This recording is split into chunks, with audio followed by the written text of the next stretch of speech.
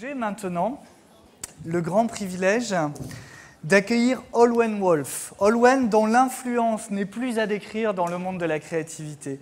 En tant que fondatrice et animatrice de Worlding, elle a initié de très nombreux groupes de réflexion sur la créativité en France, mais aussi à l'international. Elle a véritablement fait entrer cette discipline dans la cour des grands et a montré comment créativité et coaching contribuent à s'enrichir l'un l'autre. Nous avons bâti des ponts tout au long de la journée et je crois qu'Olwen vient mettre la clé de voûte sur ce pont. Olwen, c'est à vous. Merci. Juste la zapette quand même. Là, c'est avant, là, c'est arrière et le micro est là. Non. Si. Merci. Stress. En fait, c'est Franck qui a le stress maintenant parce qu'il va faire plein de signes. Il fait des signes pour le temps, il fait des signes pour me dire où je dois me mettre sur le truc, là. Donc, moi, ça devrait aller. Merci d'avance. Oui, on a beaucoup parlé d'éléments, de créativité, de coaching.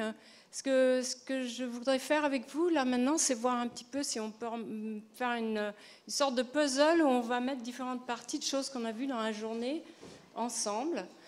Et on va le faire à partir d'illustrations de Sid Marquez, qui fait partie de notre équipe. Et voilà. Donc, qu'est-ce que le CPS? Alors, je vous le demande, parce qu'on en a parlé aujourd'hui plusieurs fois. Le C. Oui, le P. Yes. Et le S. Yes. Donc, on l'a. Creative Problem Solving, donc on voit que en fait, c'est de la résolution de problèmes avec de la créativité. Donc de la créativité à tous les étages du processus. Et on va voir un peu ce qu'il y a dans cette boîte surprise.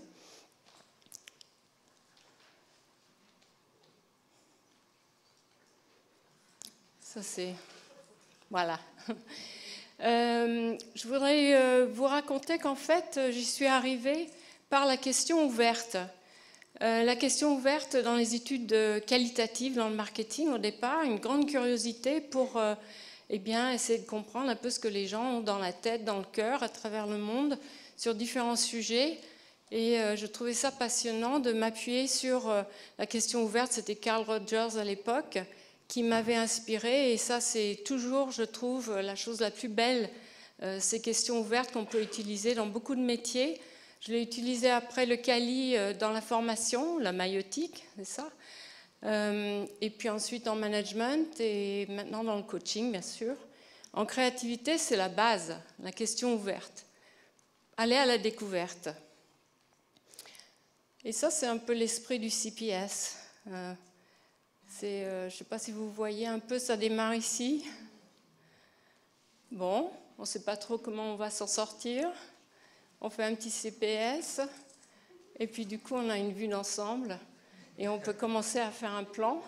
Et ça m'a frappé, ce truc-là, en fait, quand j'animais des séances de créativité, de recherche d'idées, recherche de concepts, etc., dans les entreprises. Ça marchait, tout ça, on produisait des concepts, on était contents. Mais moi, ce qui me touchait le plus, c'était à la fin de la journée d'entendre les gens dire « on n'a jamais si bien travaillé ensemble ». On n'a jamais si bien innové ensemble. Et ça me touchait, je me disais ok, c'est sympa. Et puis petit à petit, je me suis dit, mais ça va au-delà en fait d'une histoire de création de concepts, ce CPS. Ça va aussi dans les relations entre les gens, bien travailler ensemble à travers les frontières personnelles, culturelles, etc.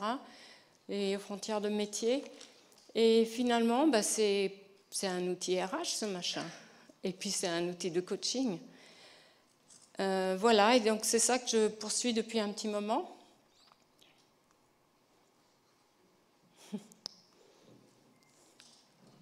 Voilà. Même dans les cas difficiles. C'est-à-dire que je voyais dans les conversations avec les clients parfois, qu'on ne s'en sortait pas, on tournait un peu en rond, etc. Et finalement, petit à petit, l'utilisation du CPS, ça fait que on y va avec plus de confiance, on peut ouvrir la porte. Et puis trouver des situations un peu compliquées, mais on sait qu'on va s'en sortir parce qu'on a confiance, on sait que ça va se dérouler, on a le CPS avec nous, c'est un soutien Et donc, on peut s'en sortir dans beaucoup de cas différents. Alors, tiens, on a des nouvelles puces, là, le 10, 10, 10. Dans une vie antérieure, je donnais des conférences à des gens d'études de marché, avec des grandes salles, des centaines de gens, et c'était OK. Mais après, j'ai travaillé avec des plus petits groupes, des groupes de 10, des groupes de 20, et puis des groupes de 2, et puis une personne, etc. Et petit à petit, j'ai pris l'habitude de savoir à qui je parle, de connaître les attentes des gens. Et ça, je trouve, c'est le truc difficile quand on est devant un tas de gens, de personnes, d'horizons différents, de savoir ce que les gens ont dans leur tête, ça peut être quoi les attentes par rapport à ce type de présentation. Donc j'ai envie de vous connaître un peu plus et puis de vous demander, eh bien tout simplement de vous lever si vous êtes praticien coach. Vous êtes praticien coach? Voilà, si vous vous levez, ça fait icebreaker aussi, ça fait double effet. Voilà, il y en a plein. Et regardez-vous aussi, plein de praticiens coach. Super. Eh bien, parmi vous, il y a des coachs qui sont plutôt orientés solutions. Est-ce qu'il y en a? Orientés solutions? OK. Plutôt tendance systémique? Il y en a aussi, regardez, c'est rigolo. Il y en a qui font les deux? Oui, parce que c'est une histoire de « et », c'est pas « où ». Vous utilisez des techniques de créativité dans votre pratique de coach. Oh là! Super. Vous connaissez le CPS? Ouais. Et puis les autres personnes, catégorie de gens que j'adore, c'est les autres. Ah bon? Et alors dites-moi un mot, les autres. T'es quoi? Toi, parce que t'es tout. Informatique. D'accord. Un autre? Toi, tu t'es levé là? Oui, mais toi aussi? Prosper s'est levé. Ah, c'était pas empathie. D'accord.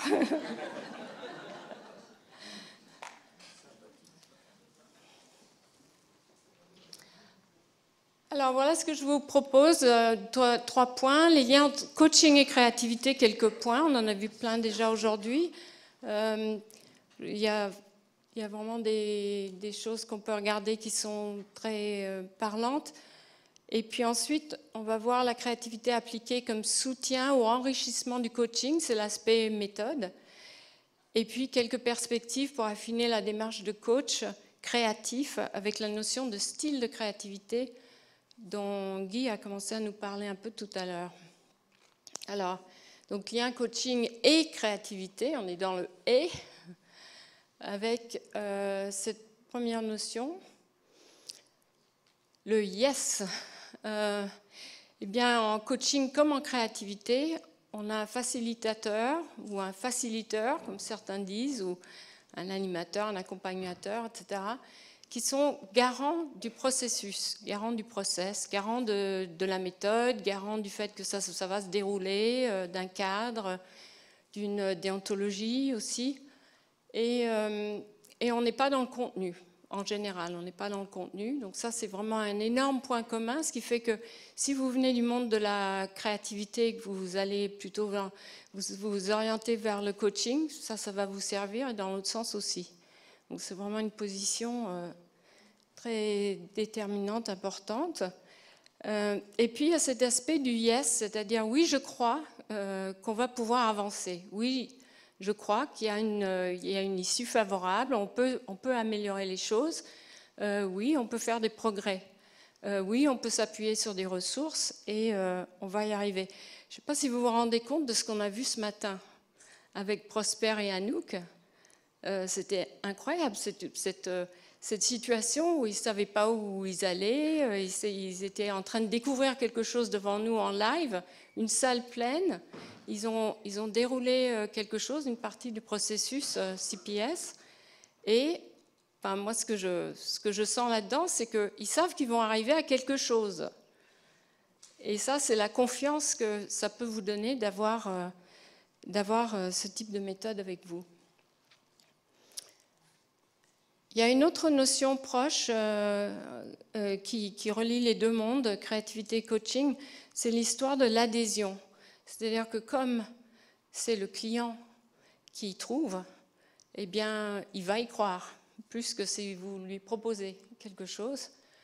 Et là, c'est juste un petit exemple ici d'une fresque qui a été faite par un groupe de gens, mais pas en coaching, mais en créativité. Et en fait, c'est 3 groupes de gens différents qui ont fait cette fresque sur 3 journées différentes. Et la première journée, ils ont fait le contour des lettres. La deuxième journée, ils ont fait le fond. Troisième journée, ils ont fait l'intérieur des lettres. Et ce qui m'a frappé quand je regardais faire, c'est Sid qui a fait les illustrations, qui a mené ce projet avec tous ces gens.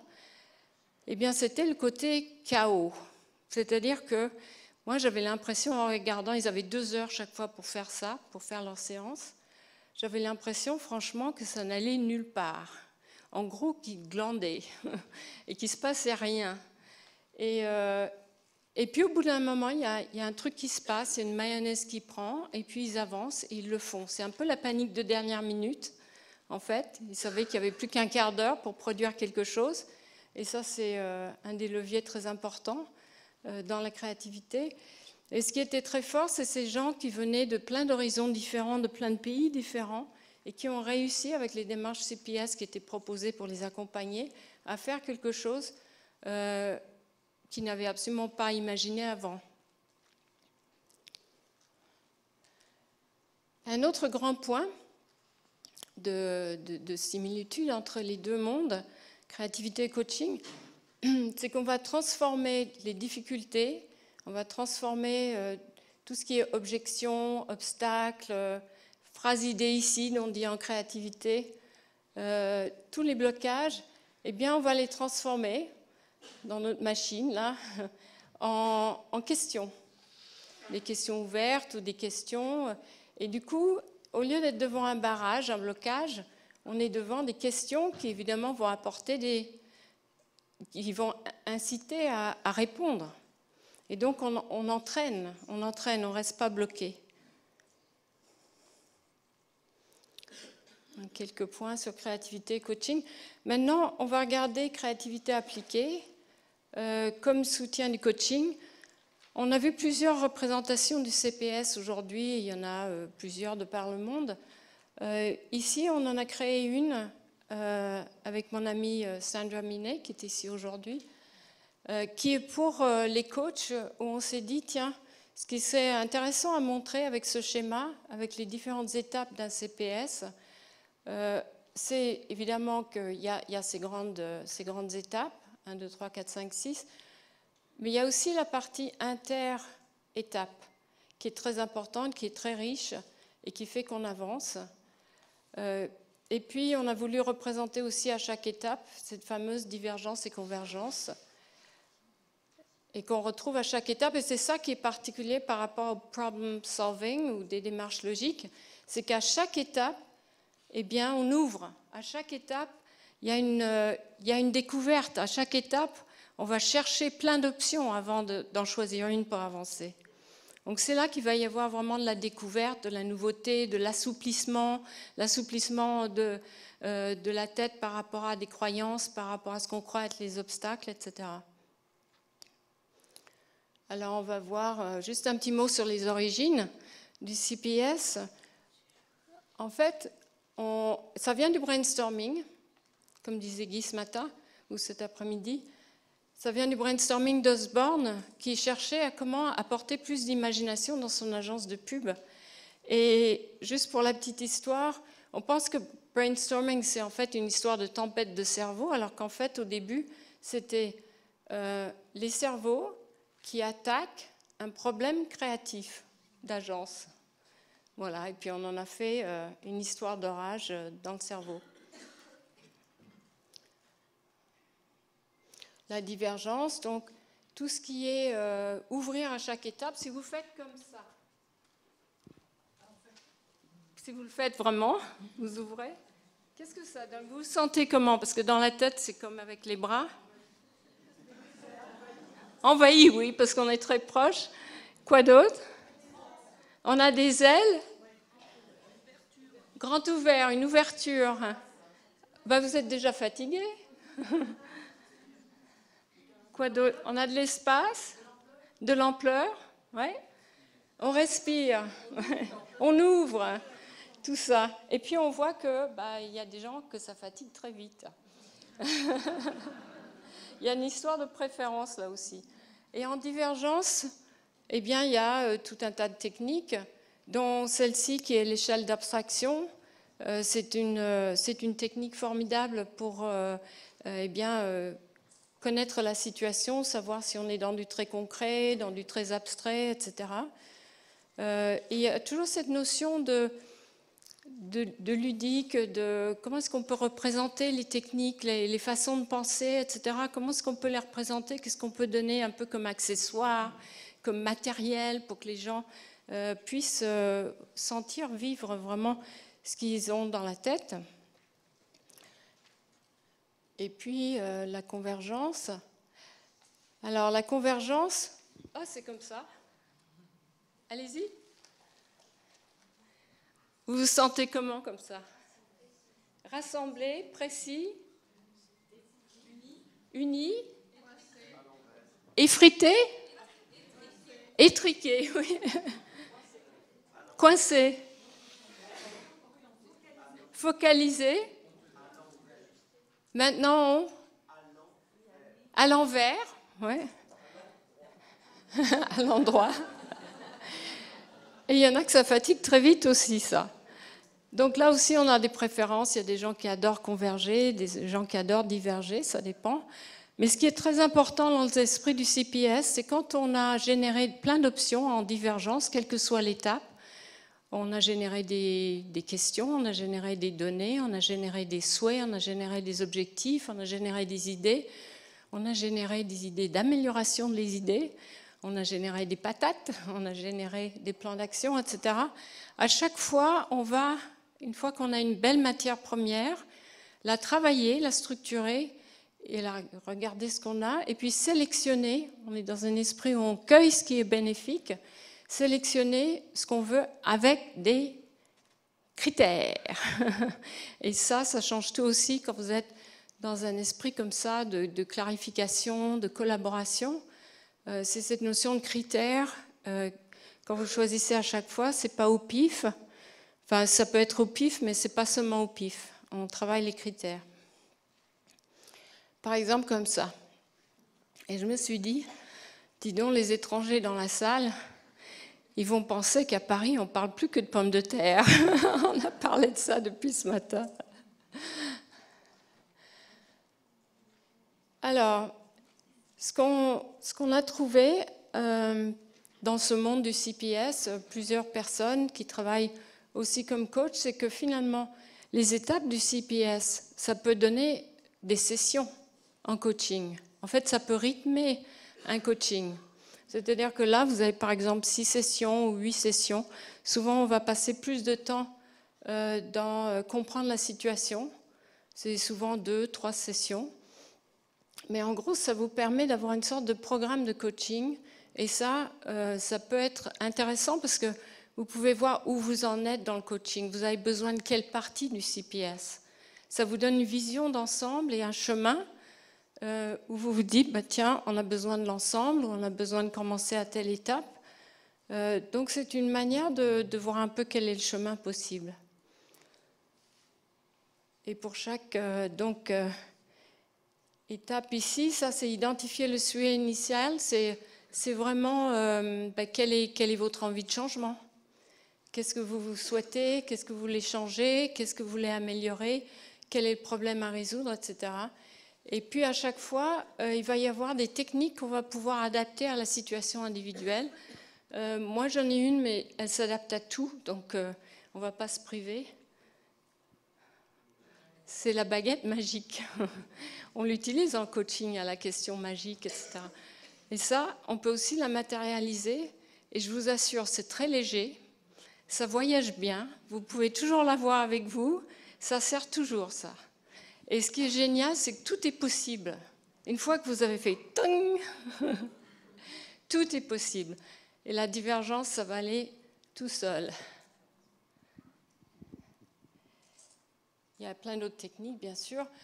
Comprendre la situation. Alors ici, la deuxième étape, qui est souvent la plus longue, notamment en coaching, et qui souvent suffit, parce qu'une fois qu'on a délié, qu'on a compris, etc., il y a beaucoup de choses qui se résolvent toutes seules. Ici, il peut y avoir la notion de typologie, par exemple. Quand on regarde quelles sont nos ressources, ou quelles sont les ressources de la personne, ça peut être cette notion de quelles sont ses préférences. Qu'est-ce qui parlait d'utiliser ses forces ce matin? Je crois que c'était Philippe. C'est une manière de voir où sont les points d'appui sur lesquels on peut avancer. Mais ça va être aussi quelles sont les difficultés d'aujourd'hui, quelle est la situation souhaitée demain, c'est quoi la différence. Définir l'objectif, c'est seulement maintenant. Vous voyez, ce n'est pas au départ en fait, parce qu'on ne considère pas qu'au début du début, c'est vraiment un objectif ou un problème à résoudre. Ça se travaille. Et ici, avec cette histoire, ben là, on voit qu'il y a vraiment un problème quand même.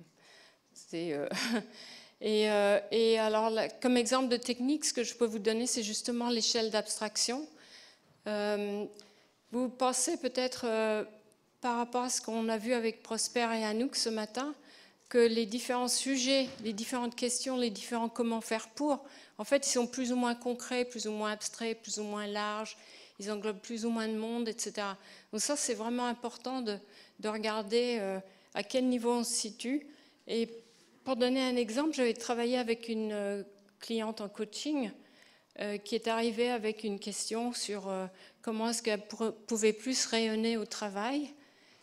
Et on a utilisé les différentes étapes du CPS. Et quand on est arrivé là, on a utilisé l'échelle d'abstraction. On a dit, OK, le sujet, c'est comment est-ce que je peux mieux rayonner au travail. Et puis, on a exploré ça. On a dit, mais pourquoi ? Je veux mieux rayonner au travail pour être reconnu dans ce que je fais. Oui, mais pourquoi ? Etc. Donc ça, c'est les fameux pourquoi. Et à chaque pourquoi, on formule une question sous forme de comment faire pour. Donc ça donne des objectifs de recherche possibles. Dans l'autre sens, on peut faire plus concret. Qu'est-ce qui vous en empêche ?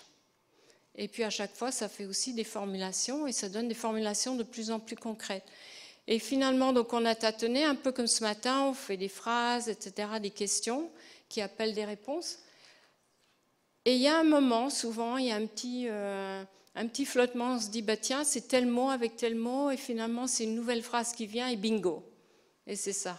Donc, on a vu la partie, je dirais, ce matin, qui était très méthodique, et souvent, après, il peut y avoir aussi une partie beaucoup plus ouverte, où la personne va dire, en fait, voilà, j'ai trouvé, et qui formule bien son objectif.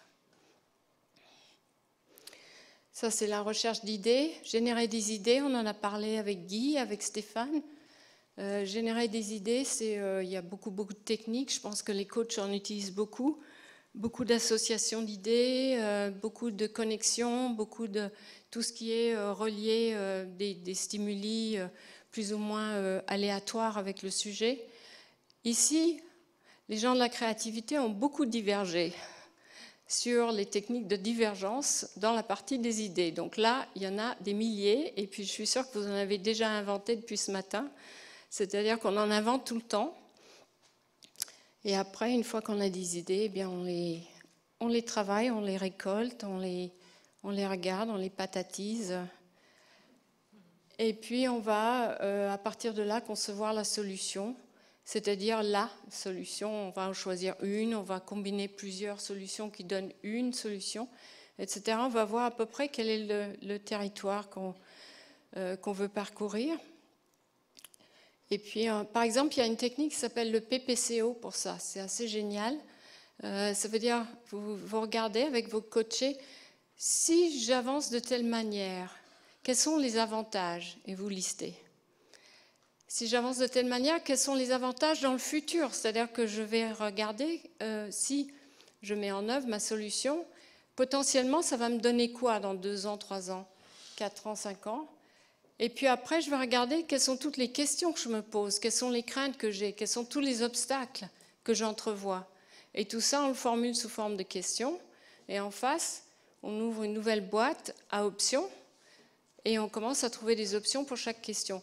Et ça, c'est assez extra parce que vous allez le pas plus loin que les objections, les nouvelles objections qui ont émergé au cours du coaching. Et puis le plan d'action, alors ici, on peut faire des choses un peu ludiques avec un mélange de dessins, de post-it, etc. Ça va tout seul. Et donc, ça, c'est la méthode, on va dire, avec des étapes, c'est structuré, etc.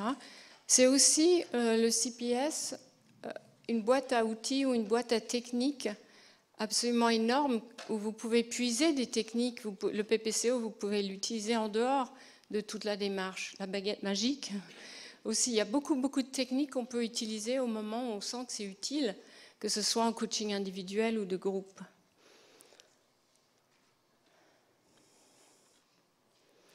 Voilà, quelques mots. Je n'ai pas vu le sémaphore. Petite question, PPCO, c'est pourquoi?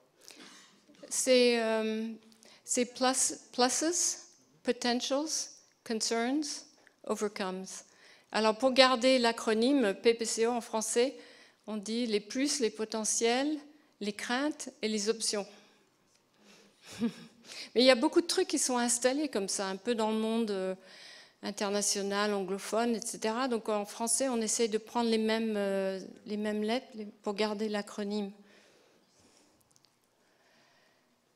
Alors, la notion de style, juste quelques mots. Franck, le sémaphore, ça va? Oh, royal. Alors, et vous, de nouveau, votre style de créativité. Ici, un petit jeu.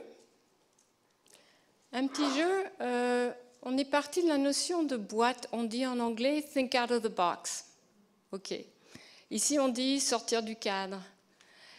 Et puis, c'est comme une injonction parfois. Hein, et je trouvais ça énervant. Il faut sortir de la boîte.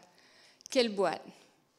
C'est quoi la boîte, etc. Donc, je trouve qu'il y a beaucoup d'implicites, de sous-entendus, etc. Et puis, je me suis dit, tiens, c'est marrant, on va regarder. C'est quoi la boîte pour les gens? Elle est comment, cette boîte? Et on voit avec notre culture des préférences jungiennes qu'il y a vraiment 4 styles de boîtes tout à fait différentes. Alors, regardez un peu. Il y en a qui peuvent vous parler plus que d'autres. Pensez-y dedans, là, dans la tête. Vous voyez, il y a peut-être une boîte qui vous plaît plus, une boîte qui vous plaît pas du tout. Enfin, voilà. Regardez un peu.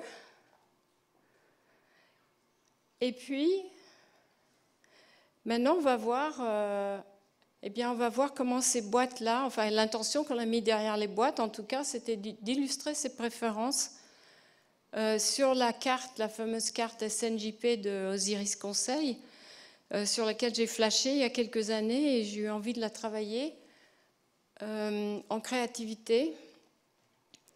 Donc c'est là, ça vous connaissez, donc perception du monde, tout ce qui est appréhension du monde qui nous entoure, soit plutôt par la sensation, les 5 sens, le tangible, le concret, soit plutôt par l'abstrait, le concept, la vision d'ensemble, l'intuition.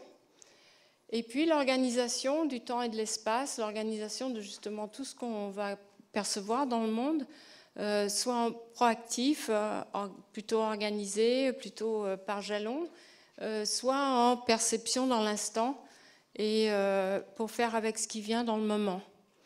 Et donc ça nous donne le style anticipation ici à la Gandhi avec comme technique de créativité le storyboard, c'est-à-dire qu'ici, eh bien, ici la tendance, ça va être de se dire voilà la situation d'aujourd'hui, voilà la situation de futur, et voilà comment je vais y arriver, et comment je construis mon histoire. Ici, vous reconnaissez NP, l'exploration, tous azimuts. Là, il n'y a plus de boîte. C'est vraiment quelle boîte, de quoi s'agit-il? Il n'y en a plus. Et je vais dans tous les sens. Et ici, ça va être Einstein, par exemple. Einstein qui, lui, rêvait beaucoup. Vous savez que c'était un gros dormeur. Et il disait que ses idées fortes lui venaient dans la dernière phase de sommeil. Il dormait 10 heures.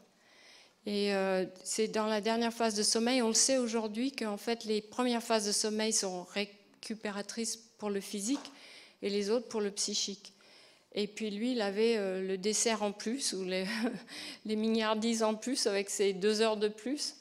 Et il avait des rêves extraordinaires qui lui donnaient l'intuition de concepts très très forts en sciences. Par exemple, quand il a chevauché un rayon de lumière dans son rêve, et ça lui a donné une intuition de la relativité. Et après, il a mis 10 ans à pédaler pour se donner les outils mathématiques pour démontrer ce qu'il avait vu dans son rêve. C'est NP. Ici, vous avez vu SP.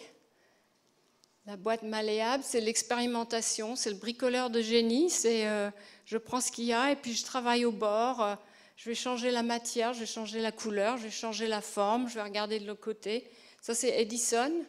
C'est celui qui va utiliser des centaines et des centaines de types de matériel pour arriver à trouver le fil électrique de l'ampoule qui va durer, qui va garder la lumière longtemps. Et puis ici, le SJ, c'est celui qui compose à la Pasteur, à la Louis Pasteur.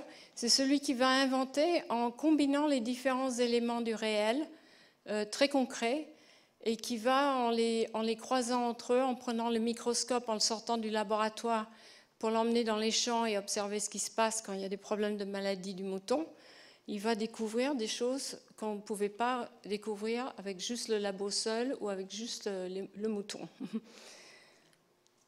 Voilà, donc ça, j'espère que ça fait justice au travail d'Osiris. Je ne sais pas où ils sont. Voilà, donc ça, c'est une piste pour les coachs aussi en créativité, c'est-à-dire pour eh bien, savoir avoir quelques éléments de plus sur leur style de créativité, sur votre style, et qu'est-ce qui est confort, qu'est-ce qui est plus difficile. Et quand vous travaillez en coaching avec l'individu ou les groupes, c'est intéressant de travailler avec les préférences, si vous voulez de l'adaptatif, si vous voulez un petit changement, et puis si vous voulez un plus grand changement, si eux veulent un plus grand changement, ça va être bien d'aller de l'autre côté et aller travailler avec ces non-préférences. Et là, on découvre vraiment des choses très différentes et très nouvelles.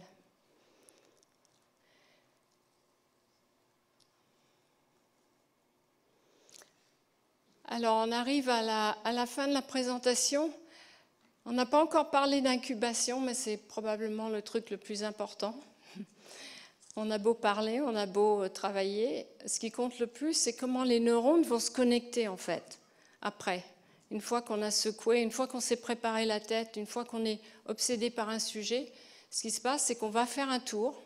On va faire un tour ailleurs, on fait une pause, et c'est là que ça arrive, et il y a les neurones qui se connectent, et une nouvelle idée sort. Alors le tout, c'est de l'identifier comme une nouvelle idée, et bien sûr de la noter, sinon elle s'en ira.